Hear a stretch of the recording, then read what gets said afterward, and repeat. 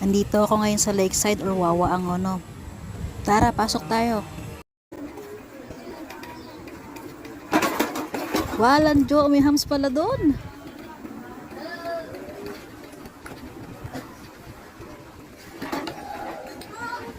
Ayan na guys, ito na yung loob niya. Nakaka-relax dito.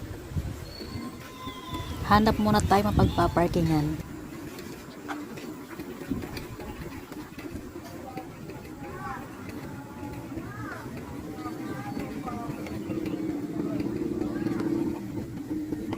Ayun, dito na tayo mag-park.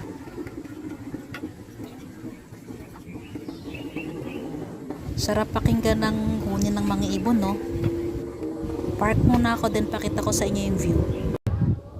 Ayan na nga siya guys. Ayan yung view niya. Tanaw dito yung building sa Ortigas. Marami din ditong mga nangingisda. Tulad nito.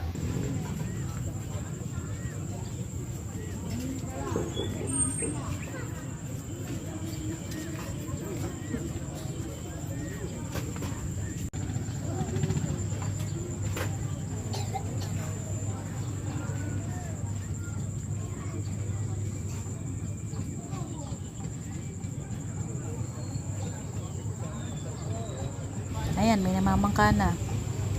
Pwede pa lang sumakay dyan guys kapag gusto nyo pumunta dito. Ayan, nandiyan. Ayan, ito yung palikot niya. Ayan, ayan yung kainan. Pwede dyan kumain. Yun lang. Share ko lang yung lugar. Relaxing kasi eh. And ayan yung ating e-bike.